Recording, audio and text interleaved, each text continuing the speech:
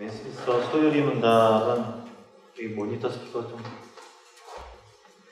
소요리 문답은 1문부터 107문까지 있거든요. 근데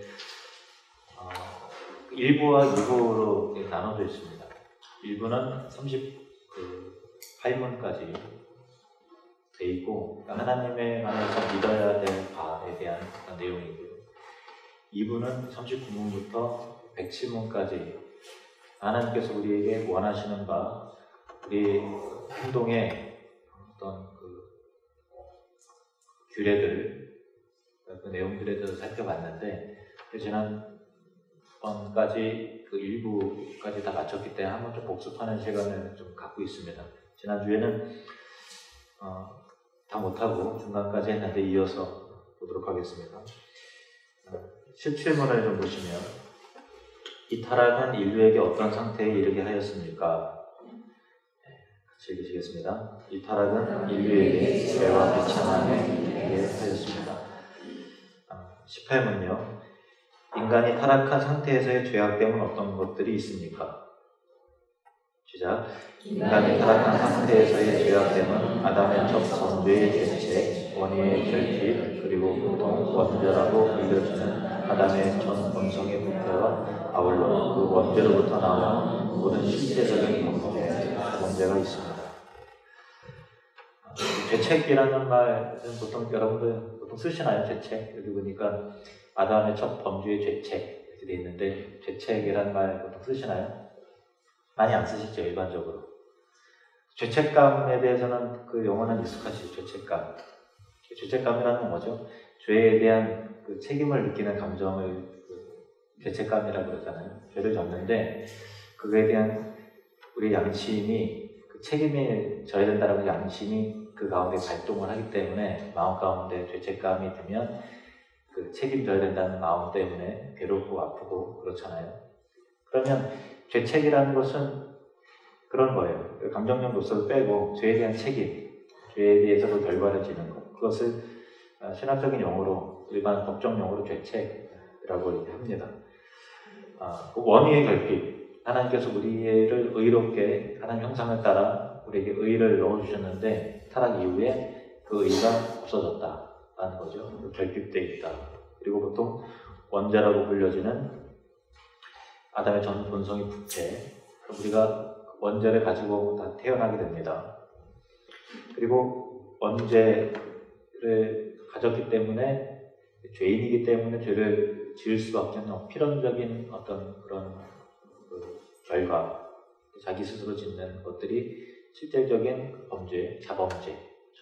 한번 따라해볼까요? 원죄, 자범죄.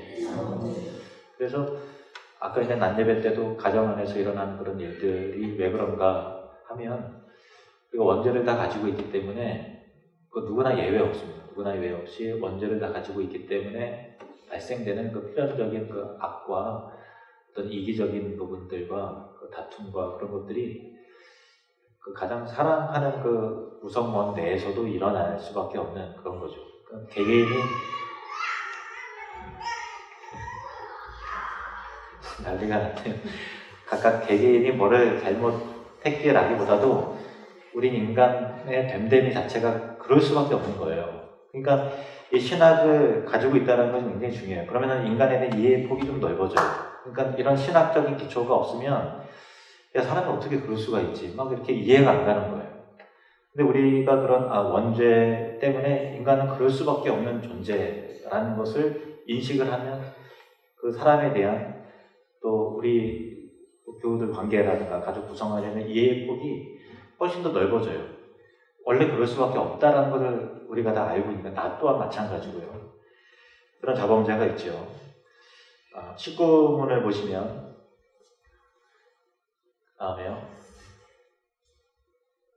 인간이 타락한 상태에서의 비참함은 무엇입니까? 시작. 모든 인류는 그들의 타락으로 인해 하나님과의 교제를 잃어버려 진노와 저주 아래에 있습니다. 그래서 현재의 행위에서의 모든 비참함, 죽음 자체, 지옥의 영원한 고통에 놓이게 되었습니다. 우리 아까 그 성호 형제가 찬양 인도하기 전에 그 멘트 하면서 여러 가지 우리의 비참한 현실들에 대한 여러 가지 단어들을 막 썼잖아요. 이를테면 그런 거예요. 우리 인생이 행복했으면 좋겠는데 실제적으로는 안 그런 여러 가지 요인들, 그런 것들이 하나님께서 정령 죽으리라 반드시 죽게 될 것이다 라고 하는 이 사망의 열매, 죽음을 향해서 나아갈 수밖에 없는 그런 부분들을 우리가 갖게 되는 것이죠. 그리고 나서 20번을 보시면 하나님께서 모든 인류를 죄와 비참함의 상태에서 멸망하게 내버려 두셨습니까? 같이 읽으시겠습니까? 시작. 하나님께서 그의 완전히 선한 기뻐하심으로부터 영원전에 어떤 자들을 영생으로 택하시고 그들을 구속자로 말미암아 죄와 비참함의 자리에서 건져내어 구원의 자리로 이끌기 위해 은혜 언약을 맺으셨습니다. 그대로 내버려 두셨다면 진짜 아무런 소망이 없는 거죠. 그런데 하나님께서는 우리를 구원하시기로 이제 계획을 하셨고 영생을 주시기로 택하셨고 또 구속자로 말미암아 구속자로 인해서 죄와 비참함의 자리에서 건져내서 구원의 자리를 이끌기 위해서 은혜 언약을 맺으셨다. 은혜 언약. 그래서 우리 장로교 신학을 언약 신학이라고 얘기합니다. 언약 신학, 계약 신학. 언약이라는 것은 약속인데 왜 은혜 언약이라고 하냐면은 우리가 보통 어떤 개인과 개인, 어떤 사회와 사회 간의 약속을 할 때는, 계약을 체결할 때는 쌍방 간의 어떤 행위를 중심으로 계약을 해요. 내가 이렇게 하면 너가 이렇게 해야 된다. 그렇게 어떤 상호적인 행위를 조건으로 언약을 체결을 하죠. 예를 들면은 한미 FTA 그러면은 뭐 일방적인 그런 언약이라는 게 있을 수 있습니까? 그냥 우리는 이런 부분에 대해서 이렇게 양보하고 이렇게 협력할 때니 너희는 이런 부분을 또 관세를 낮추고 어떻게 해야 된다라고 하는 서로 간의 행위를 조건으로 일반 사회에서는 언약을 체결하잖아요.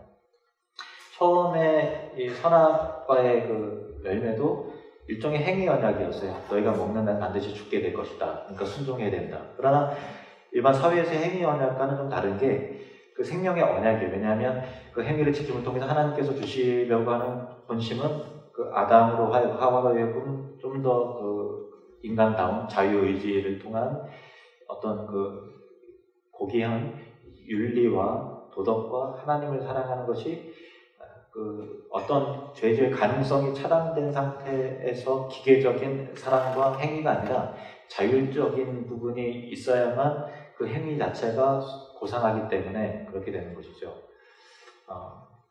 저기 죄송합니다. 제 모니터 스피커도 좀 더 켜주실래요? 예, 됐어요. 지금 이게 아직 시스템이 정상화는 아직 안 됐어요. 그런데 지난주보다는 좀 더 편하게 들리시나요? 혹시요?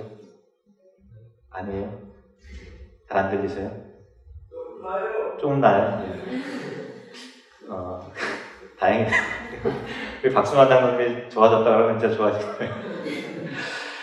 그 서울에서 지난주에 메소디의 최고 기술자가 사실 내려왔어요. 그래서 몇 시간 동안 그걸 조율을 했는데 지금도 최적화를 더 해야 되는데 이거보다 월등히 더 좋아지려면은 사실은 이제 여기 사방에서 그 목욕탕에서 이렇게 물리듯이 벽돌로 우리 벽이 벽돌로 돼 있어서 그 음향을 여기저기 펴서 그렇거든요. 여기서 더 좋아지려면은 흡음재를 댈 수밖에 없어요. 네. 나중에 됐으면 좋겠습니다. 근데 내가 견적을 내보니까 생각보다 그렇게 비싼 건 아니더라고요. 그때는 전체적인 거를 리모델링의 측면에서 했을 때는 그때인가 얼마나 나죠? 우리 장로님들 4천만 원, 5천만 원 나온다 그래갖고 이제 엄두를 못 냈는데 전문가에게 상담 들어보니까 그렇게까지 할 필요가 없다고 그러더라고요. 그래서 다음에는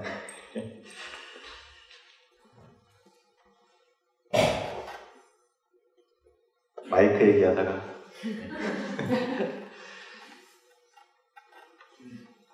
어디가 그래서 그 쌍방 간의 그 언약을 행위 언약을 조건으로 그렇게 그 생명의 언약이 체결이 된 거예요. 행위 언약이지만 하나님께서 본심은 너희들이 이렇게 함을 통해서 보다 더 나은 고상한 인격적인 존재로 인간다움을 주시려고 자유를 주시기 위해서 선악과의 열매를 한 거죠. 그러니까 아담과의 언약을 맺으신 거예요. 근데 그것은 생명의 언약이지만 행위의 언약이었다고. 아담이 어떻게 하느냐에 따라 결과가 달라지잖아요. 근데 그게 잘못되거나 타락하고 나서 똑같은 행위 언약으로 맺지 않으시고 은혜 언약을 맺었어요. 우리의 행위와 상관없이, 행위와 상관없이 우리의 믿음을 통한 구원. 이해되셨죠? 그게 은혜 언약이에요. 물론 행위적인 요소는 있어요. 그래서 예수 그리스도께서 우리를 대표해서 십자가 못 박혀 죽으심을 통해 예수 그리스도의 행위를 통해서 우리 부족한 행위가 완성된 거죠. 그렇게 언약을 맺으셨다. 언약 신학이라는 것이 장로교에 있어서 가장 중요한 굵직한 줄기이기 때문에 좀 낯선 표현이실 수도 있겠지만 꼭 기억을 하셨으면 좋겠어요. 그 다음에 21번을 보시면 하나님의 택함 받은 자들의 구속자는 누구십니까? 시작. 하나님의 택함 받은 자들의 유일한 구속자는 주 예수 그리스도이십니다. 그는 하나님의 영원한 아들이시면서 사람이 되셨습니다. 그때부터 구별된 두 본성과 한 위격 안에서 하나님과 사람으로 그렇게 계셨고 그렇게 계속 영원히 계십니다. 구속이라는 그 의미를 알려면 구속자 이렇게 하잖아요. 구속이라는 의미를 알려면은 구약시대 때 토지 매매에 대한 부분들을 좀 알려드려야 돼요. 그 당시에는 하나님께서 토지를 주셨으면 영구히 자기 소유예요. 근데 이 경제적인 사유 때문에 그걸 팔았어요. 그러면 다시 조상들이 준 어떤 경계를 지켜야 될 책임이 있기 때문에 다시 회수하고 돈을 주고서 다시 그 땅을 사와야 되는데 그럴 만한 능력이 본인에게 없다라고 하면 그럴 때 이제 구속자가 나타나야 되는 거예요. 땅을 본래 환원시키기 위한, 구속시키기 위한 구속자의 조건은 뭐냐면 그 땅을 판 사람의 가장 가까운 친척이어야 돼요. 관계 없는 사람이 그렇게 할 수 없어요. 가까운 친척이라야 되고, 두 번째는 돈 주고 사와야 되니까 그만한 능력이 있어야 되는 거잖아요. 그러니까 가까운 친척이 능력이 없으면 구속될 수 있을까요? 없을까요? 안 되죠. 그러니까 능력은 되는데 친척은 아니에요. 상관이 없어요. 그래도 안 되는 거예요. 두 가지 조건이 다 충족이 돼야 돼요. 가장 가까운 친척이라야 될 것, 또 그만한 능력이 돼야 된다라는 거예요. 우리를 죄에서 구원하시기 위한 구속자의 조건은 우리 인간과 똑같은 사람이어야 돼요. 사람 중에서 구원자가 있을 수 있는 것이지 사람 아닌 대상은 우리를 구원할 수 없어요. 두 번째는 그만한 능력이 있어야 되죠. 그러니까 그만한 우리 인간이시면서도 우리 인간을 구원해내실 수 있는 인간이시지만 인간을 오히려 구원하실 수 있는 구속자는 하나님의 아들이신 예수 그리스도 한 분밖에 없다라는 것입니다. 그래서 여기 소리문답 21번에 보면은 하나님의 택함 받은 자들의 유일한 구속자는 주 예수 그리스도이십니다. 그는 하나님의 영원한 아들이시면서 하나님이시면서 사람이 되셨습니다. 그때부터 구별된 두 본성 뭘까요? 하나는 하나님으로서의 본성이 있으시고요. 또 하나는 뭐죠? 우리 인간으로서의 본성이 계세요. 한 위격 안에. 위격이라는 것은 삼위 할 때 그 위예요. 인격이에요, 인격. 한 인격 안에 거신다. 그런데 사람 인자이기 때문에 하나님을 인격이라고 하기에는 그 단어 자체가 적합하지 않은 듯해서 위격 이렇게 합니다만은 위격하면 우리끼리 위격이라는 말 자체가 아예 없기 때문에 더 알쏭달쏭해요. 그래서 영어에서는 그냥 person, 사람이라고 이렇게 인격으로 번역이 돼요. 그러니까 인격으로 이해를 하는데 하나님의 인격이죠. 그러니까 구별된 두 본성이 있지만 한 인격이시라는 것은 뭐죠? 이 안에 하나님으로서의 본성과 사람으로서의 본성이 있는데 두 인격이 아니란 말이에요.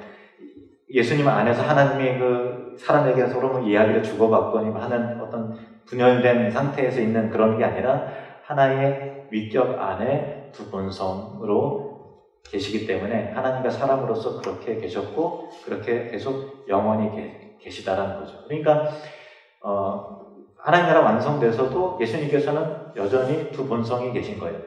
사람으로서의 본성을 가지고 계시고 하나님으로서의 본성, 신으로서의 본성을 가지고 계시다라는 거죠.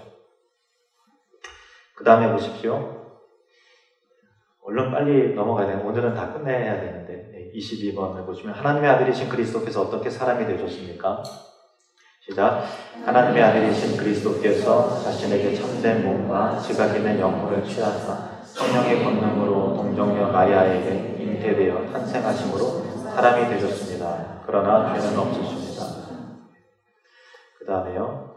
그리스도께서 우리의 구속자로서 무슨 직분들을 실행하십니까? 시작.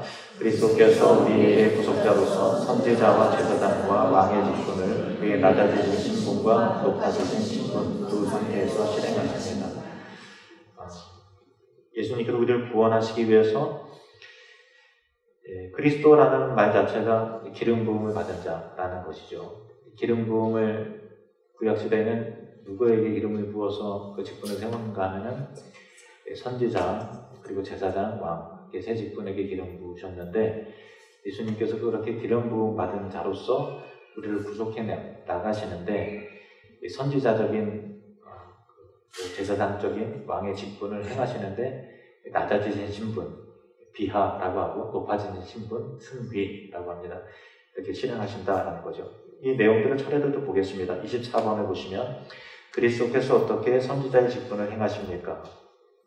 그리스도께서 우리의 구원을 위한 하나님의 뜻을 그의 말씀과 성령으로 우리에게 계시하심으로 선지자 직분을 행하십니다. 하나님께서는 예수님께서 말씀이시죠. 말씀이 이 땅 가운데 우리 육체를 입고서 오셨죠. 하나님께서 자기 자신을 계시하세요. 그 예수 그리스도를 통해서 가장 완전하게 계시하셨습니다. 그래서 하나님의 뜻을 우리에게 알리기 위해서 하나님이 어떤 분이신가를 우리가 전혀 감각할 수도 없고 들을 수도 없고 볼 수도 없으니까 우리가 보고 듣고 만질 수 있는 존재로 말씀으로써 가장 가까이 오셨습니다. 선지자적인 사명을 감당하셨기 때문에 우리는 예수님을 통해서 비로소 하나님이 어떤 분이신지 어떤 방식으로 우리를 구원해내시는지 예수님을 통해서 비로소 알게 되는 것이죠. 그 다음에요. 25번을 보시면 그리스도께서 어떻게 제사장의 직분을 실행하십니까?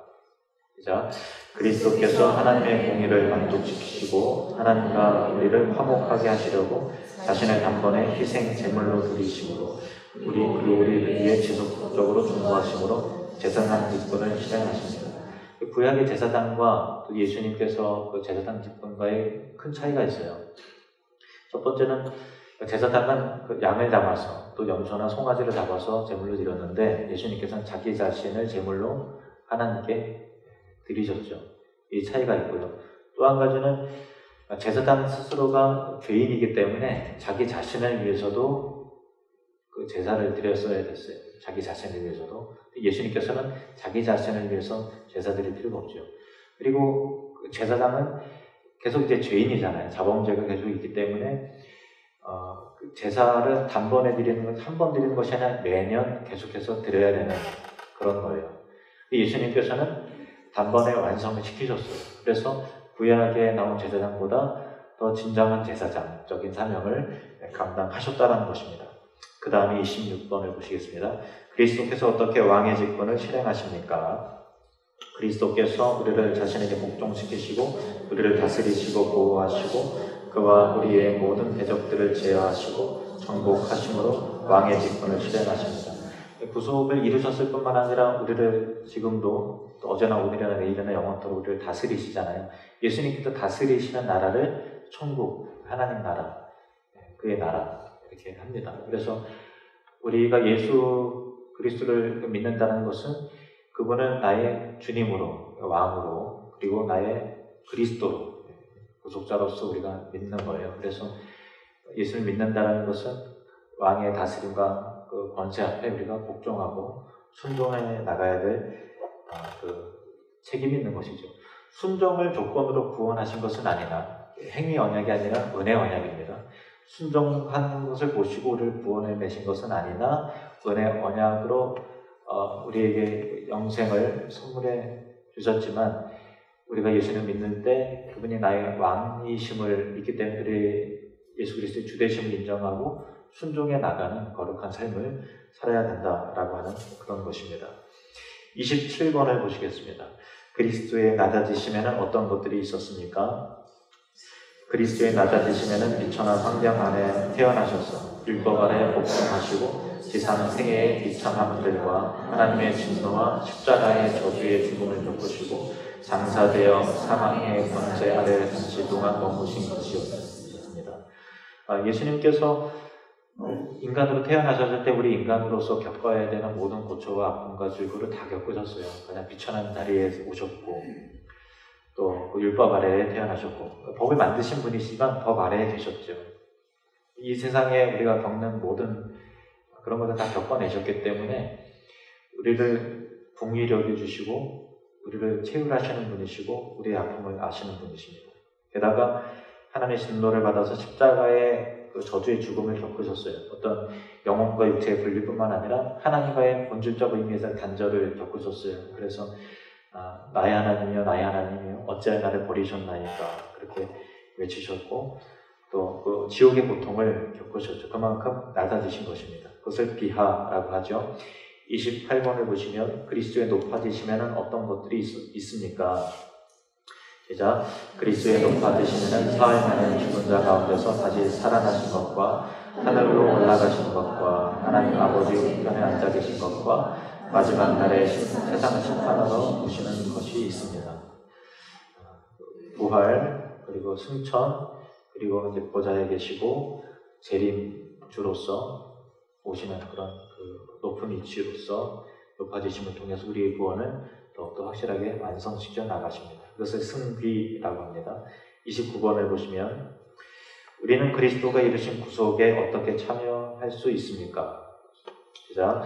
우리가 그리스도가 이루신 구속에 참여할 수 있는 것은 성령님이 그리스도가 이루신 구속을 우리에게 효과적으로 적용해 주기 때문입니다. 구원을 이루시는 것은 삼위 하나님의 협력이에요. 근데 굳이 그 역할들을 구분하자면 우리 성부께서는 구원을 계획하시고 또 성자께서는 구원을 실행시켜 나가셨습니다. 그리고 실행하신 그 구원을 선물로서 우리에게 적용해서 나눠주시는 분은 성령님이세요. 어떤 지역에 가뭄이 들었어요. 이 얘기를 해야 되는데 시간이 벌써 그래서 이거는 나중에 하도록 하고 그 다음에 계속 봅시다. 오늘 또 건너뛰면 안 될 것 같아서 쭉 보겠습니다. 30번을 보시면 성령님은 그리스도가 값주고 사신 구속을 우리에게 어떻게 적용하십니까? 시작. 성령님은 그리스도가 값주고 사신 구속을 우리에게 적용하시는 것은 우리가 효과적인 부르심을 받을 때 우리에게 믿음을 주어 믿음으로 우리를 그리스도와 연합시켜 주심으로써입니다. 31번 효과적인 부르심은 무엇입니까? 효과적인 부르심은 하나님의 성령이 하시는 역사로서 우리의 죄와 비참의 상태를 깨닫게 하고 우리의 지성을 밝혀 그리스도를 알게 하며 우리의 의지를 새롭게 하고 우리를 설득하여 복음 안에서 값없이 주어지는 예수 그리스도를 영접할 수 있게 하는 것입니다. 그래서 우리가 예수 믿는 것이지만 실제로 우리에게 작용하시고 적용하시고 우리의 의지를 새롭게 하고 죄를 깨닫게 하고 그 믿음을 심어주시는 분은 누군가 하면 성령님이시다. 우리의 그 자각하는 의지가 있기 때문에 마치 우리는 내가 믿습니다라고 느껴질 뿐이지만 믿게 되는 거죠.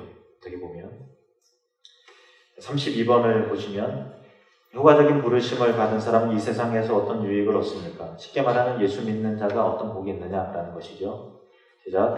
효과적인 부르심을 받은 사람은 이 세상에서 승리와 양자됨과 성화를 얻으며 이와 함께 오거나 이에서 비롯되는 여러 가지 유익들도 얻습니다.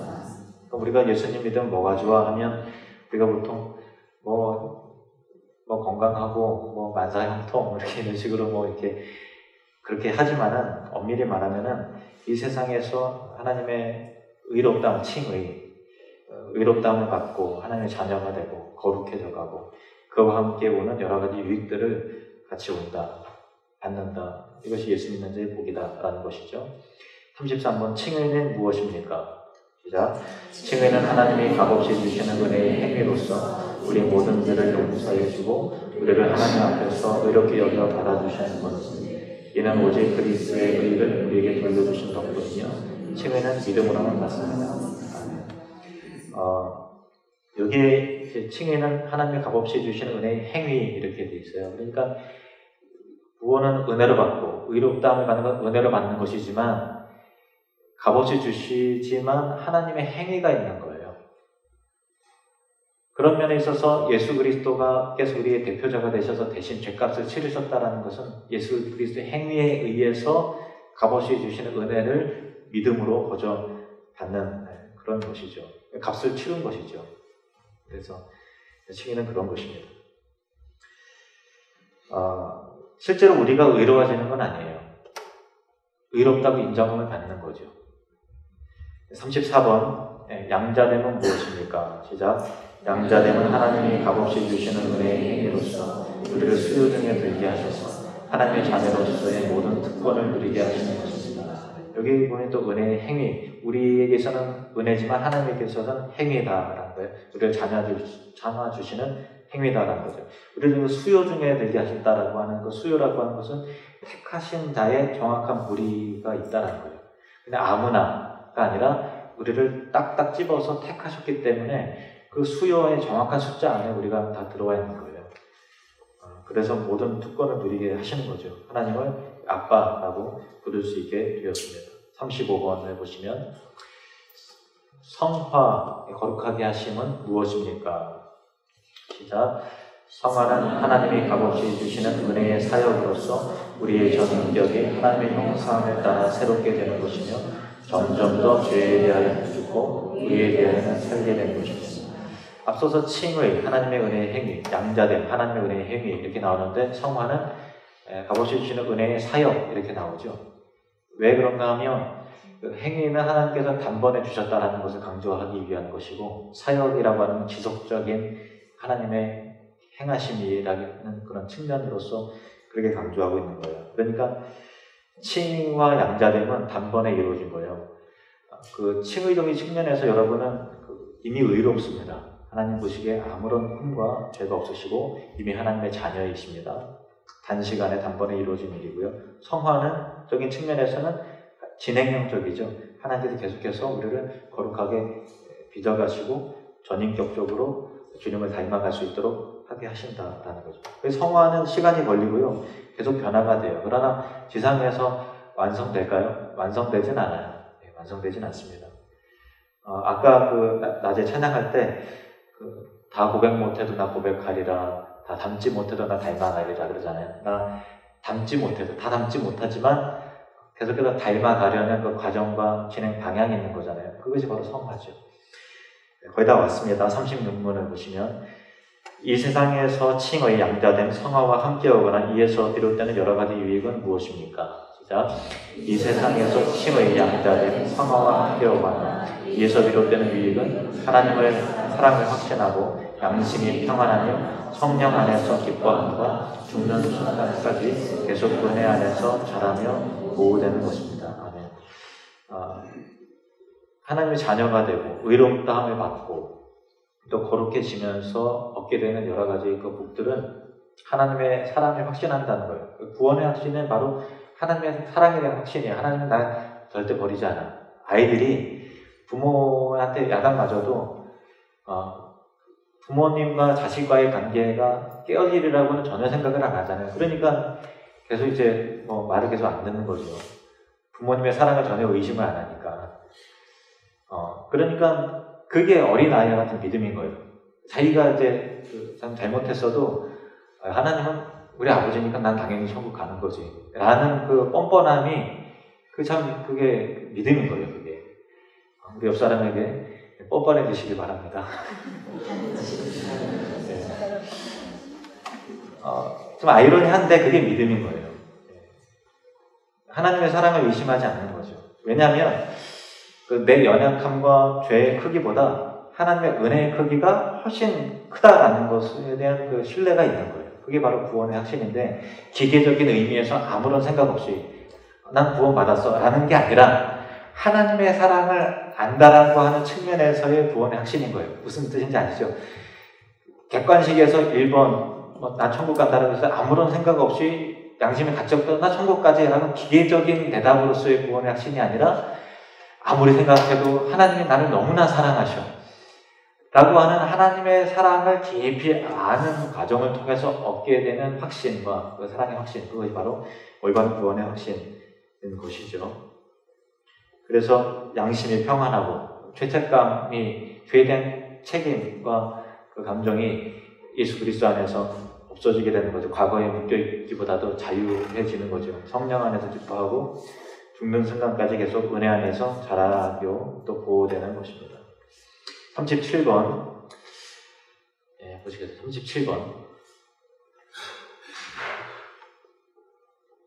신자들이 죽을 때 그리스도에게 받는 유익은 무엇입니까? 신자가 죽을 때 영혼은 완전히 거룩하게 되어 즉시 영광 중에 들어가며 몸은 계속 그리스도와 연합되어 부활 때까지 무덤 속에서 안식을 누리게 됩니다. 신자가 죽을 때 영혼은 완전히 거룩하게 되어 즉시 영광 중에 들어갑니다. 이게 낙원을 말합니다. 몸은 어디 있어요? 그리스도와 연합된 상태에서 땅으로 흙이니 또는 흙으로 돌아갈지라 흙이 되는 거죠. 그 안식을 누리게 되는 거예요. 잠자는 거, 육신적인 측면에 잠자는 거고 영혼의 측면은 즉시 천국, 정확한 의미에서 말하면 낙원으로 들어가게 되죠. 그런 상태에서 있다가 38번을 보시면 신자가 부활 때 그리스도에게 받는 유익은 무엇입니까? 신자가 부활 때 영광 중에 일어나서 심판날 공개적으로 인정받고 구제를 선고받으며 하나님을 한없이 즐거워하면서 영원히 온전한 행복을 누리게 될 것입니다. 부활 때 영광 중에 일어나서 심판날에 공개적으로 인정을 받고 무죄 선고를 받고 하나님을 한없이 즐거워하면서 이제 우리가 흔히 말하는 천국 생활이 그때 예수 그리스도의 재림과 부활함과 함께 시작해야 할 수 있다는 것입니다. 영원히 온전한 행복을 누리게 될 텐데 생각만 해도 기대가 되죠. 그렇게 믿음으로 사시는 저와 여러분이 되시기를 주님을 축원합니다. 기도하겠습니다. 하나님 아버지, 웨스트민스터 소요리 문답 통해서 짧은 교리를 학습하고 배울 수 있게 해주시면 감사합니다. 이것이 우리의 어떤 인생의 가치관까지 결정할 수 있는 중요한 신학적인 성경적 기틀이 되게 하시고 이러한 분명한 교리와 또 성경의 내용에 대한 확신을 믿음으로 살아가는 주의 모든 성도들 되게 하시옵소서. 예수님의 이름으로 기도합니다. 아멘.